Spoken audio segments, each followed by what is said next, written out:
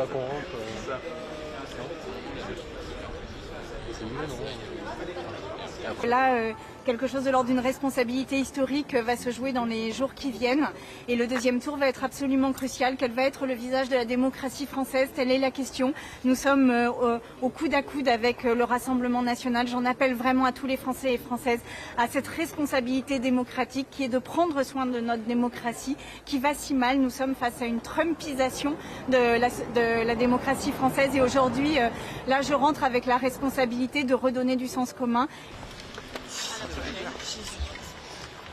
Innombrable, ça peut avoir conséquences d'abord pour les Françaises et les Français, mais conséquences aussi parce que c'est un signal terrible dans le ciel d'Europe et ce serait même des conséquences terribles dans le ciel mondial. Imaginez l'image de la France, ce pays qui est le pays des droits de l'homme, le pays des Lumières, qui d'un seul coup deviendrait un pays d'extrême droite parmi d'autres.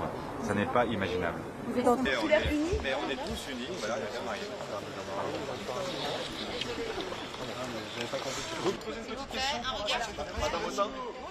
En fait, c'est un choix de société. Vous avez d'un côté ceux qui prônent des ruptures avec notre Constitution même, hein, la préférence nationale, le droit du sol, qui ont des logiques contraires pour les droits des femmes, par exemple. C'est important la question des droits des femmes. J'ai peur, moi, de voir l'extrême droite arriver au pouvoir.